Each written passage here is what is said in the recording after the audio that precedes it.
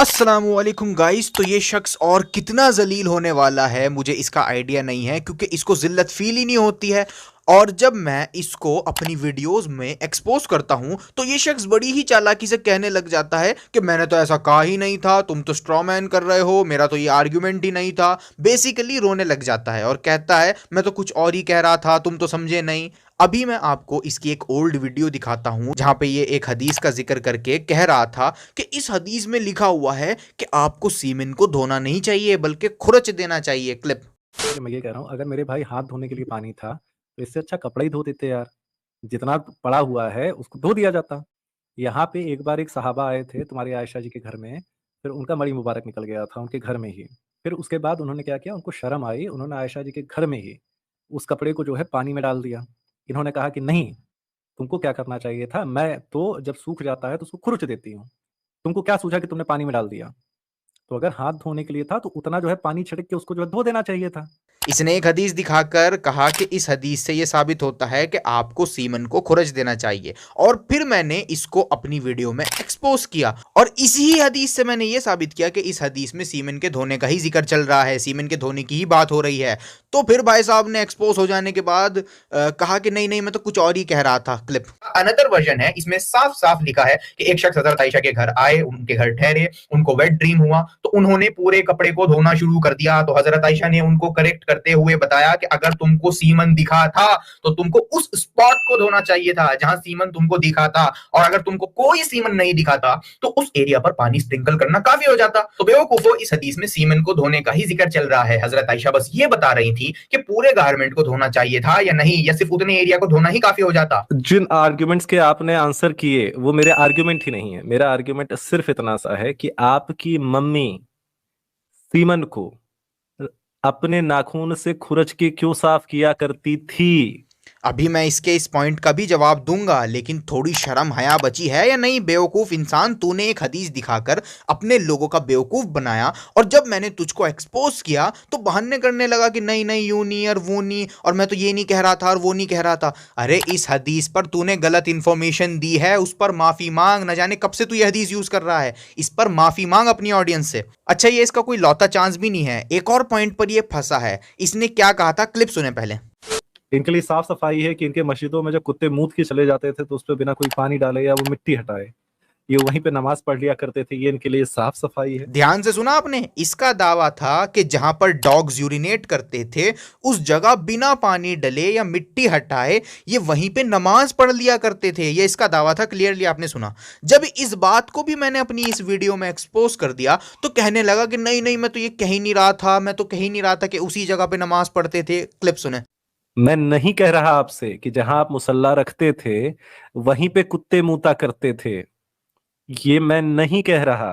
इनके लिए साफ सफाई है कि इनके मस्जिदों में जब कुत्ते मूत के चले जाते थे तो उस पर बिना कोई पानी डाले या वो मिट्टी हटाए, ये वहीं पे नमाज पढ़ लिया करते थे। ये इनके लिए साफ सफाई है। मैं नहीं कह रहा आपसे कि जहां आप मुसल्ला रखते थे वहीं पे कुत्ते मूता करते थे, ये मैं नहीं कह रहा। I mean, don't embarrass yourself in front of me. खैर चलिए इसकी और बोंगियों को एक्सपोज करते हैं। Verily, Aisha used to scrape it, the semen of his garment, with my nails when it was dry.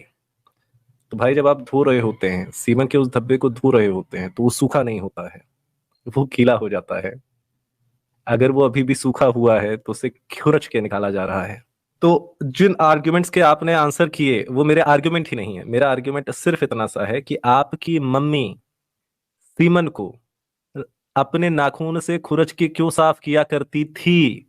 तो इसने एक हदीस दिखाई और कहा कि देखो इसमें लिखा है कि सीमन को खुरचा जाता था जब वो ड्राई होता था, और इनका एतराज खुरचने पर है कि नाखूनों से क्यों खुरच रहे थे। एंड मैं अगेन एक बार फिर ये चीज रिपीट करूंगा कि एक हदीस को अलोन नहीं समझा जाता है, उसी हदीस के तमाम वर्जन्स को देखना पड़ता है, तभी बात समझ आएगी। मिसाल के तौर पर सही बुखारी 152 में आता है कि जब रसूल अल्लाह कॉल ऑफ नेचर को आंसर करने जाते थे तो उनके साथ एक लड़का भी जाता था पानी का टम्बलर लेकर, धोकर प्राइवेट पार्ट्स को साफ करने के लिए। अब इस हदीस में नैरेटर ने यही बात खत्म कर दी है, जितना जरूरी पोर्शन था उतना आ गया। अब एक एक चीज थोड़ी गिनवानी थी, लेकिन इस हदीस के बेस पर इस जफर ने कहा था कि रसूल अल्लाह तो अपने प्राइवेट पार्ट्स भी दूसरे लोगों से धुलवाते थे।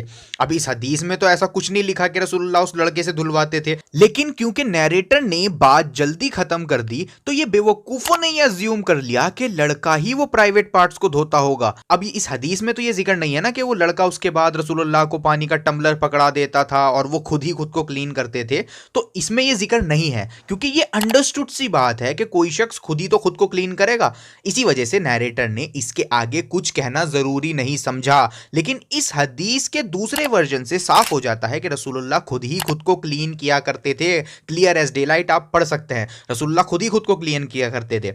तो कुछ हदीसों में बातें अधूरी बयान होती हैं, क्योंकि उसके आगे का काम, उसके आगे का प्रोसेस बहुत ही ऑब्वियस होता है। तो इसी वजह से कुछ हदीसों में नैरेटर अधूरा बयान कर देते हैं, लेकिन ये लोग उन अधूरी हदीसों को उठाकर अपने ही कंक्लूजन बना लेते हैं।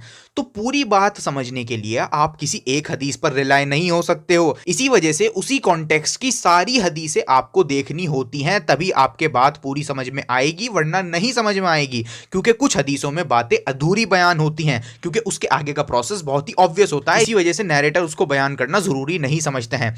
जैसे इस सही मुस्लिम की 290 नंबर हदीस में सीमेन के दागों को धोने का ही जिक्र चल रहा है, ये मैं साबित कर चुका हूं, और हजरत आयशा सीमेन के दागों को पानी से धोने का ही जिक्र कर रही हैं। लेकिन उसके बावजूद भी इस हदीस के एंड में भी बस इतना ही लिखा हुआ है कि अगर मुझको रसूलुल्लाह के कपड़ों पर सीमन मिलता था, ड्राइड सीमन, तो मैं उसको अपने नाखूनों से खुरच देती थी।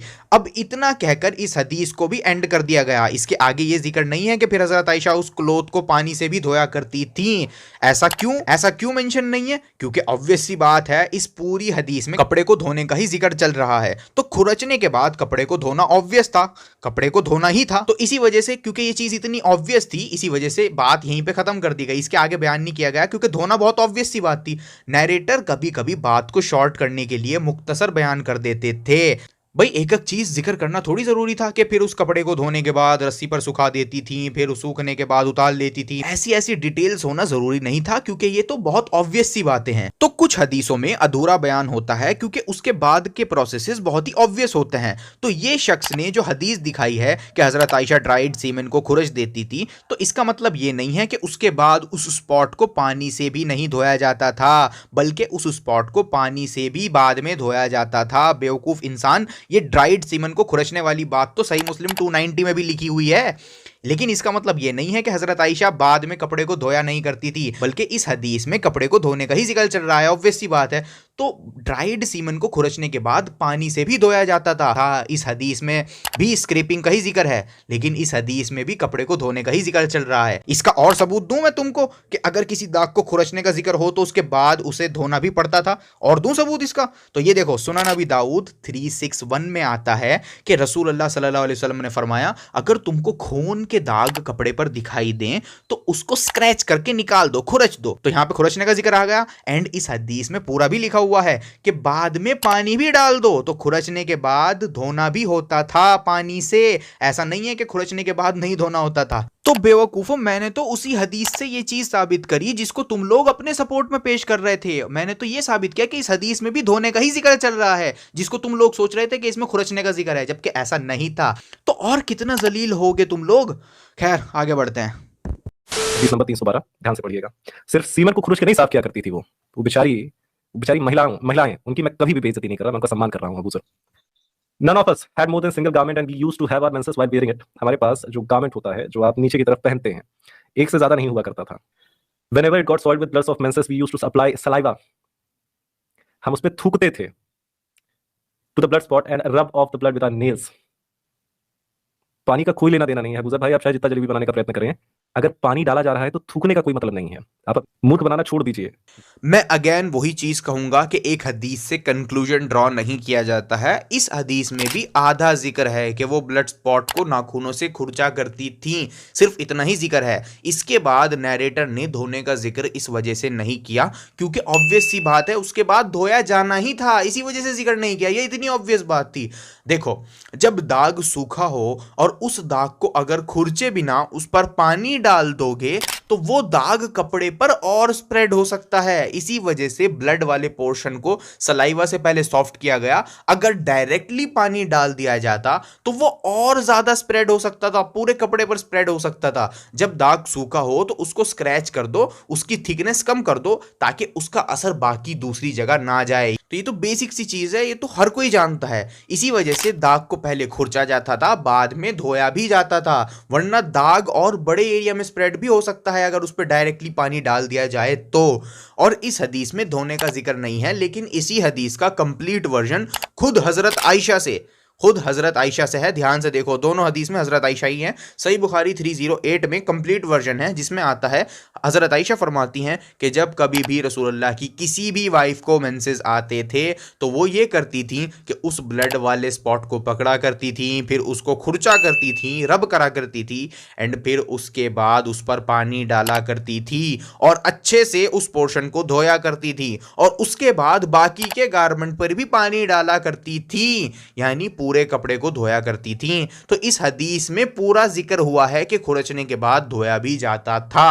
और खुद रसूलुल्लाह सल्लल्लाहु अलैहि वसल्लम की भी हदीस है, सही बुखारी 307 में एक लेडी ने मेंस्ट्रुअल ब्लड के हवाले से ही पूछा, तो रसूलुल्लाह सल्लल्लाहु अलैहि वसल्लम ने फरमाया उस ब्लड वाले स्पॉट को पकड़ो, रब करो, फिर पानी से धो दो। तो खुद हजरत आयशा एंड रसूलुल्लाह तुम्हारी बकवासों की धज्जियां उड़ाकर गए हुए हैं। बेवकूफो, एक हदीस से कंक्लूजन ड्रॉ मत किया करो, वरना इसी तरह जलील होगे। और कितना जलील होना है तुम लोगों को।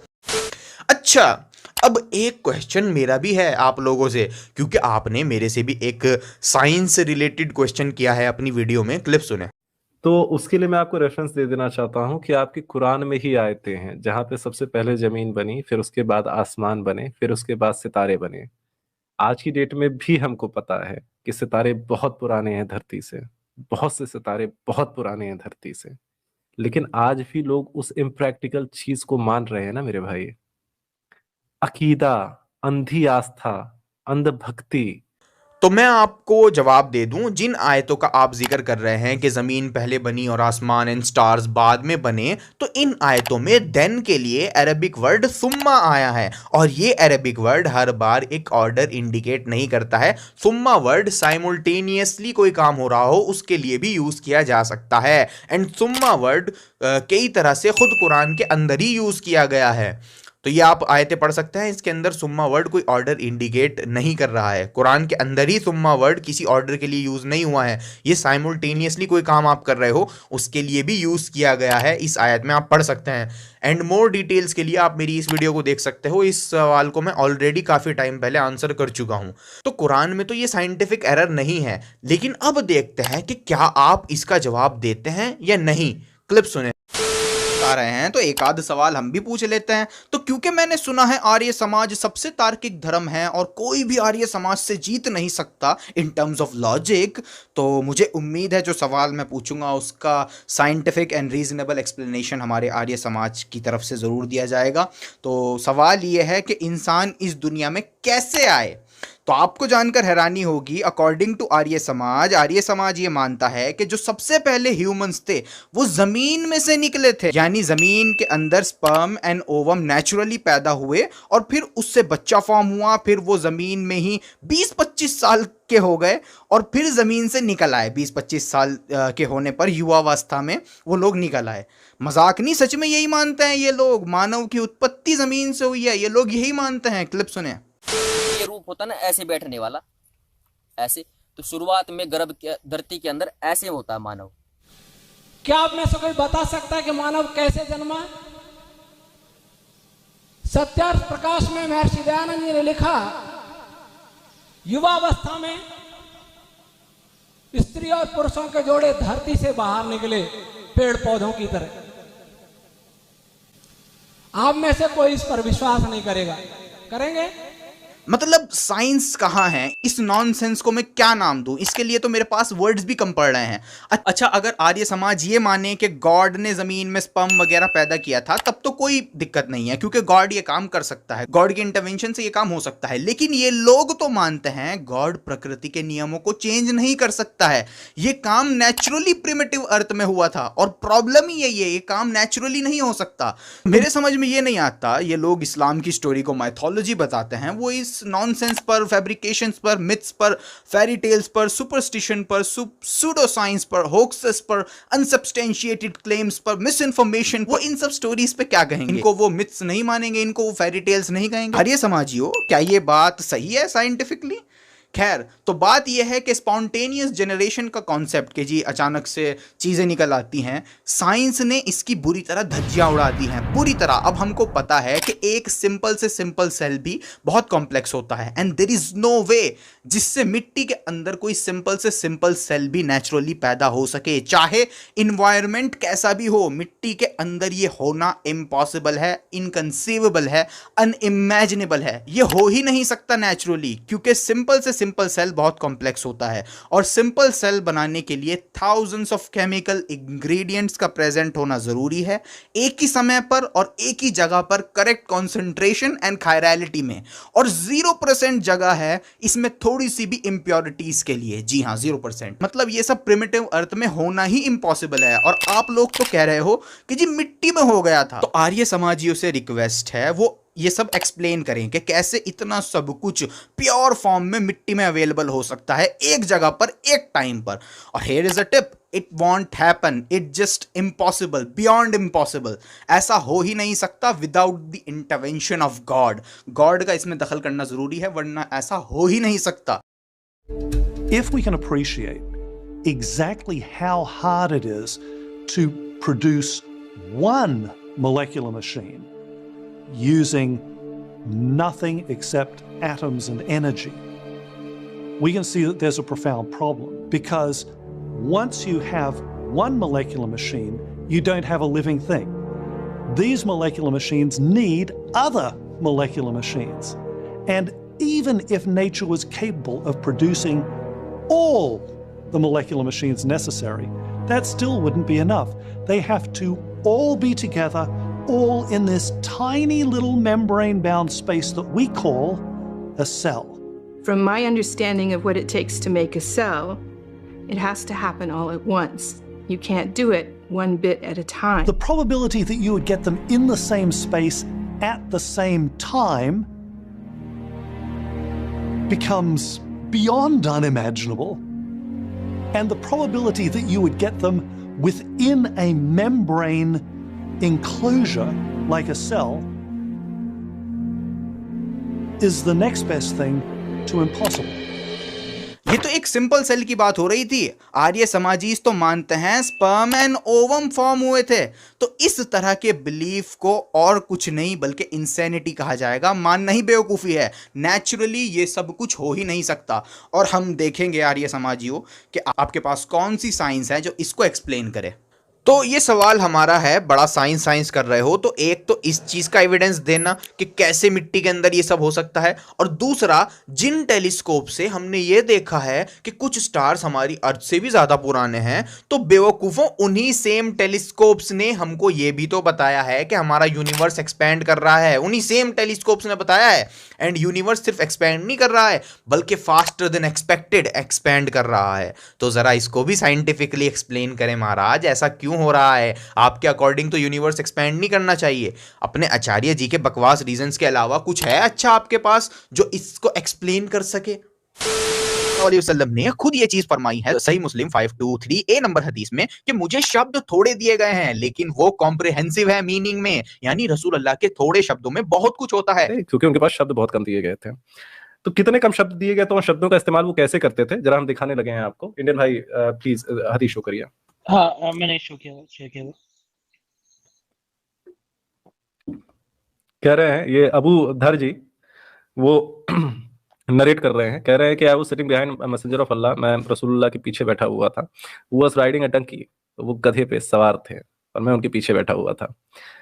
और काफी सुहाना मौसम था जिस हिसाब से इसका वो सेट किया गया है, सीनरी सेट की गई है। सूरज डूब रहा था, रसूलुल्लाह कथा चला रहे थे, मैं उनके पीछे बैठा हुआ था।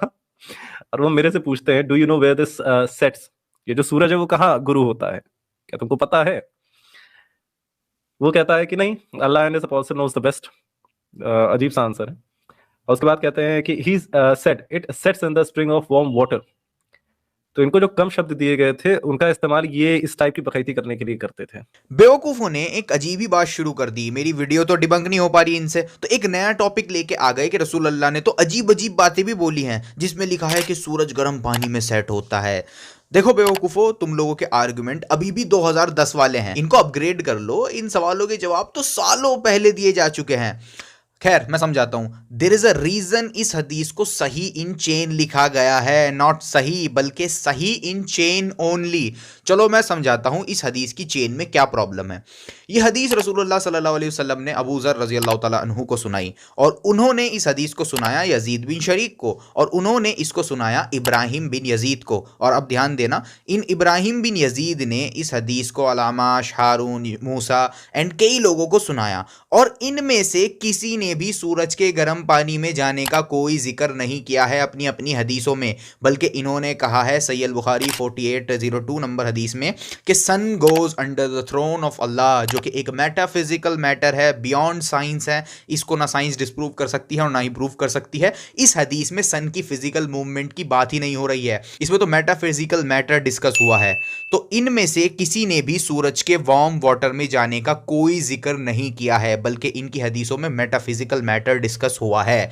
इन सब ने सन को अल्लाह के थ्रोन के नीचे जाने वाला ही बताया है। But on the other hand इस हदीस की एक चेन हमको मिलती है सुफियान बिन हुसैन से फ्रॉम अल हकम बिन उतैबा, जो हदीस सुनन अबी दाऊद में है, जिसमें सूरज के वार्म वाटर में जाने का जिक्र है, वो इस चेन से हम तक आती है। और ये वर्डिंग्स एक मिस्टेक हैं, और मोस्ट लाइकली ये वर्डिंग सुफियान बिन हुसैन की मिस्टेक है, क्योंकि इनमें से किसी ने भी सूरज के वार्म वाटर में जाने का कोई जिक्र नहीं किया है। हालांकि इन सब ने भी ये हदीस इनसे नैरेट करी है। और दूसरी तरफ सुफियान बिन हुसैन ने एंड अल हकम बिन उतैबा ने भी इस हदीस को इब्राहिम बिन यजीद से ही लिया है, लेकिन इब्राहिम बिन यजीद से तो इन लोगों ने भी लिया है, तो इन्होंने तो सूरज को कहीं नहीं भेजा।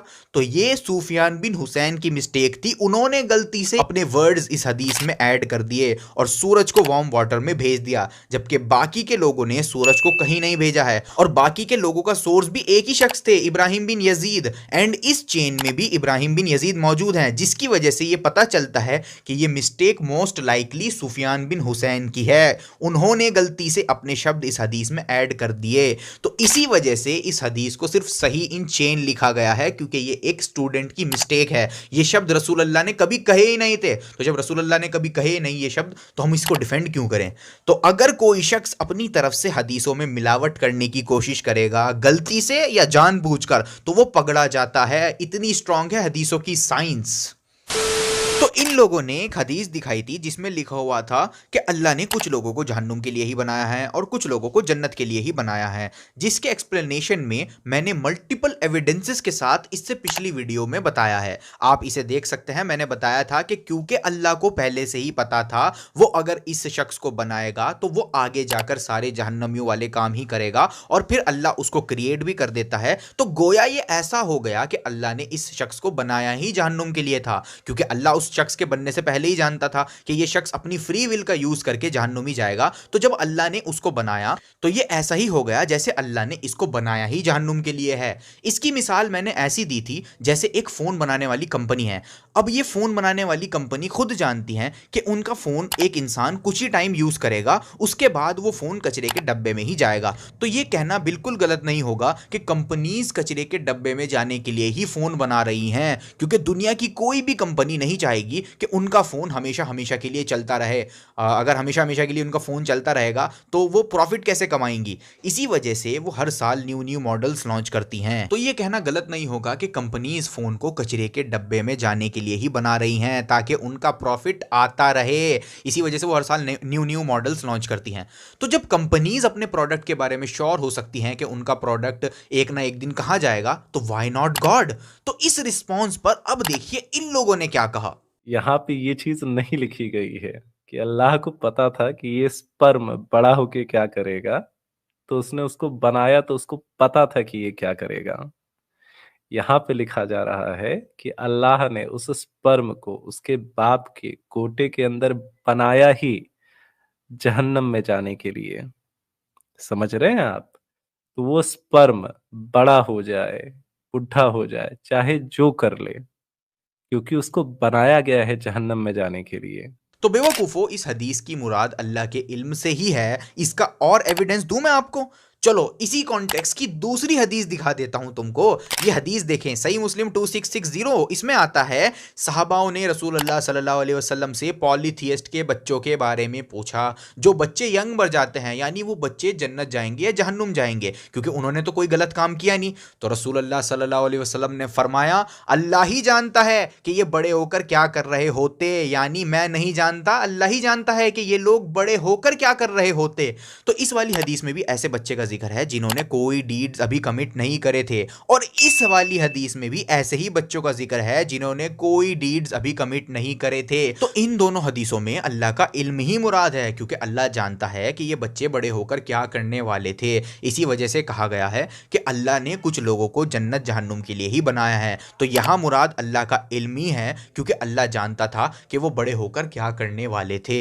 ये बात इसी कॉन्टेक्स्ट की दूसरी हदीस से भी साबित कर दी मैंने। दोनों जगह एक ही कॉन्टेक्स्ट चल रहा है, लेकिन मैं और भी प्रूफ दे सकता हूं, और प्रूफ दूं कि यहां मुराद अल्लाह का इल्मी है। तो ये लो, सुनन नबी दाऊद 4703 नंबर हदीस में आता है कि अल्लाह ने आदम अलैहिस्सलाम को उनकी तमाम औलादें दिखाई और उनको बताया कि कौन कौन जन्नत जाएगा और कौन कौन जहन्नुम जाएगा। इसमें आता है अल्लाह ताला ने फरमाया, ये वो लोग हैं जिनको मैंने जन्नत के लिए बनाया है, और ये लोग जन्नत में ले जाने वाले डीड्स करेंगे। और फिर जहन्नुमी लोग दिखाए गए, और हजरत आदम को कहा गया कि मैंने इन लोगों को जहन्नुम के लिए बनाया है, और ये लोग जहन्नुम में जाने वाले डीड्स करेंगे। अभी करे नहीं, बल्कि फ्यूचर में करेंगे। अभी कुछ नहीं करा, फ्यूचर में करेंगे। ये वाक्या जो इस हदीस में डिस्कस हुआ है, ये हमारी दुनिया में पैदा होने से भी पहले का वाक्या इस हदीस में डिस्कस हुआ है।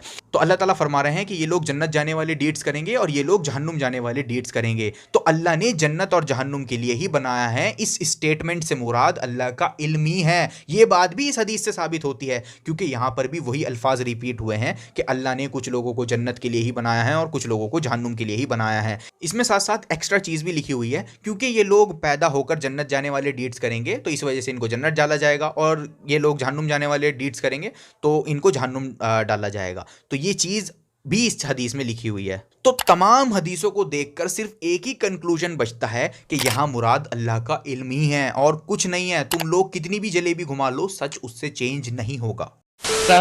ये बेवकूफ ने क्या वो वाला पार्ट क्यों मिस कर दिया जहां हम वो वाली हदीस बता रहे थे, जिसमें साफ साफ लिखा हुआ है कि जब उस इंसान के और जन्नत के बीच में एक हाथ की दूरी बचेगी तो वो वैसे काम करने लग जाएगा जो कि जहन्नुमियों के होंगे, क्योंकि उसके लिए लिख दिया गया है ऐसा कि वो जहन्नुम में जाएगा। तो यहाँ कहा, यहाँ पे फ्री विल साबित करके दिखाओ ना।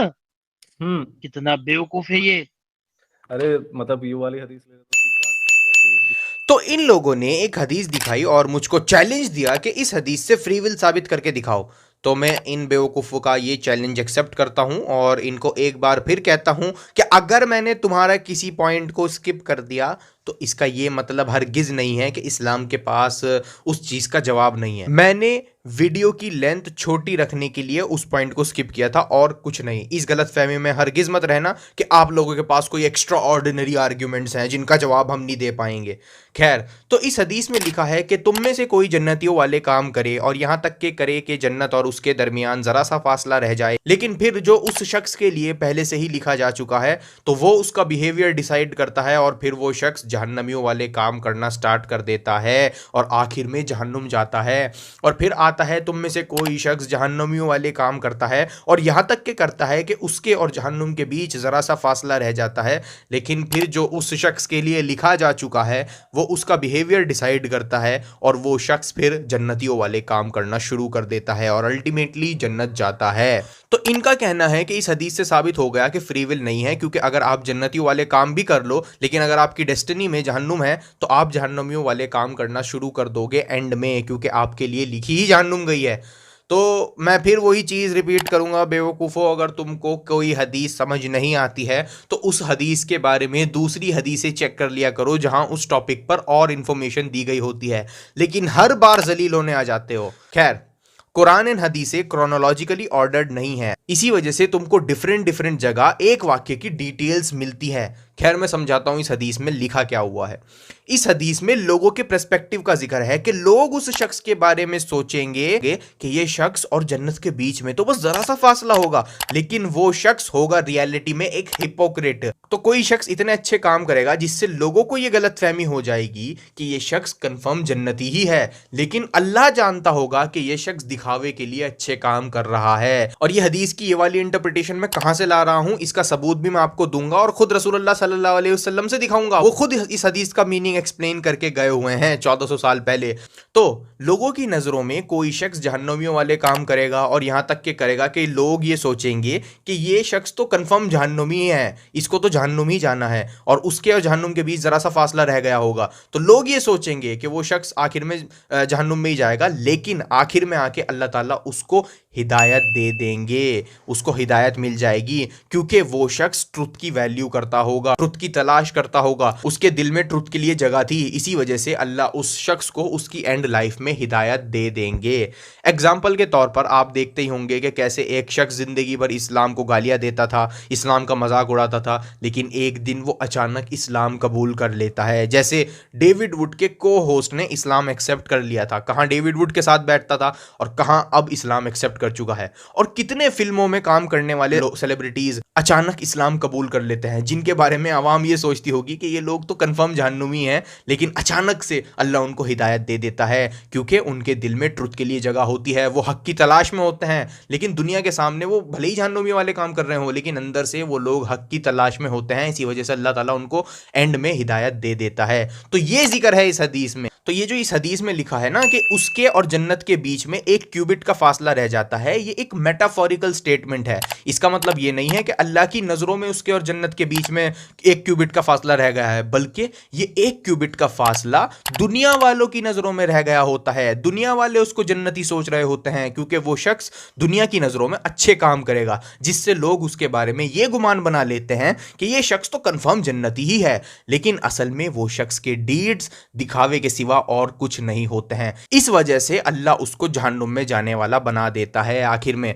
जैसे हमारे एक्स मुस्लिम्स होते हैं, इनके बड़े बड़े दावे होते हैं कि हम दावत करते थे, नमाज पढ़ते थे, कुरान पढ़ते थे, ये करते थे, वो करते थे, लेकिन इन रियलिटी इनके डीड सिर्फ और सिर्फ एक दिखावा होया करते थे। इनके दिलों में दुनिया की जिंदगी की अहमियत ज्यादा होया करती थी और ये लोग हक की तलाश में नहीं होते। आप खुद ही देख सकते हैं कि कैसे इन लोगों को पैसों ने बावला बना रखा है, तो अल्लाह ताला इनसे हिदायत छीन लेता है। तो ये जिक्र है इस हदीस में। ठीक उसी तरह एक शख्स जहन्नमी वाले काम करता रहे, लेकिन उसके दिल में कहीं ना कहीं ट्रुथ के लिए जगह होती है, उसमें हिपोक्रेसी नहीं होती, वो ट्रुथ की तलाश में होता है, ठीक है, उसमें कहीं ना कहीं अच्छाई छुपी होती है, जिसकी वजह से अल्लाह एंड में उसके लिए हिदायत लिख देता है और वो शख्स जन्नत चला जाता है।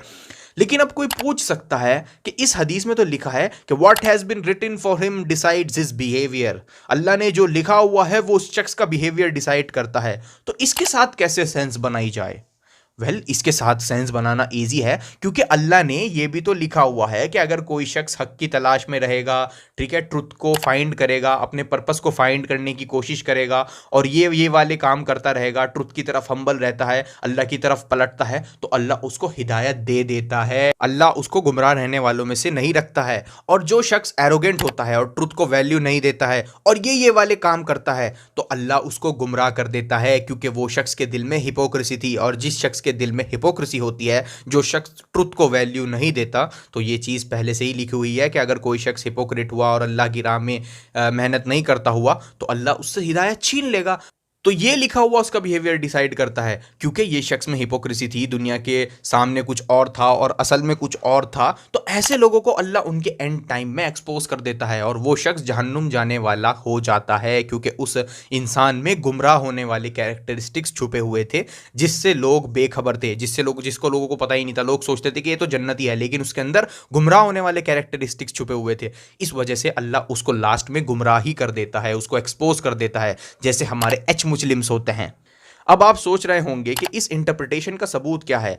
इसका सबूत खुद रसूलुल्लाह सल्लल्लाहु अलैहि वसल्लम की हदीस है। इसका जवाब खुद रसूलुल्लाह सल्लल्लाहु अलैहि वसल्लम की जिंदगी से मिल जाता है। जी हाँ, इस हदीस की एक्सप्लेनेशन सही मुस्लिम 112 नंबर हदीस में आती है, जिसमें आता है कि मुसलमानों की और पॉलीथियस्ट की लड़ाई हुई। अब उस लड़ाई में एक शख्स था जिसका नाम था कुज़मान। तो इस शख्स ने जंग में सबसे बेहतर परफॉर्म किया था और सब लोगों ने कुज़मान की तारीफ करी, लेकिन रसूलुल्लाह सल्लल्लाहु अलैहि वसल्लम ने फरमाया ये शख्स जहन्नुमी है।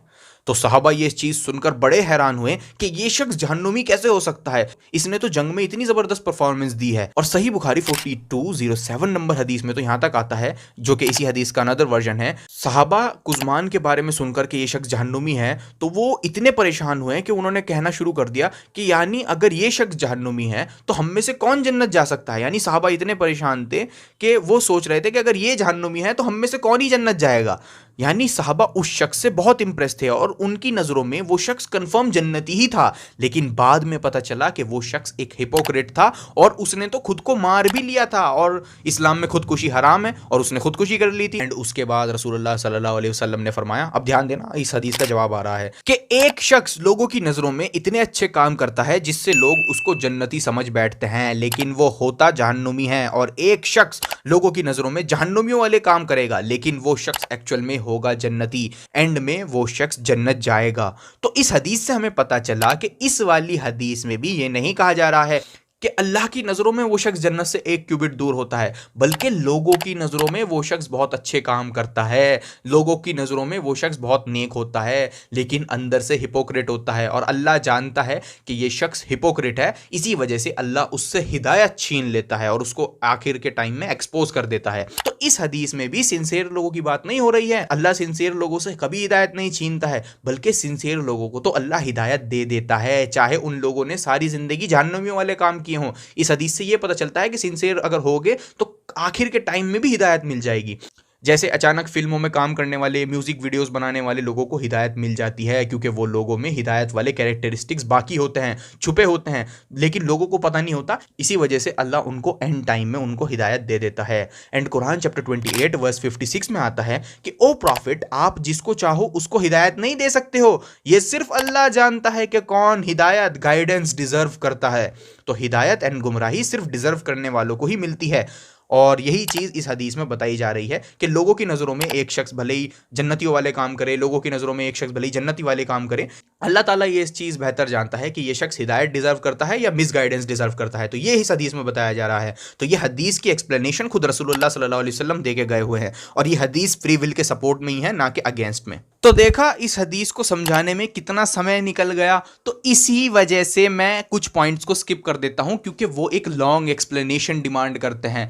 तो इसी वजह से मैं कुछ पॉइंट्स को स्किप कर देता हूं ताकि वीडियो को छोटा रखा जा सके। लेकिन तुमने चैलेंज दिया था तो वो मैंने चैलेंज एक्सेप्ट किया।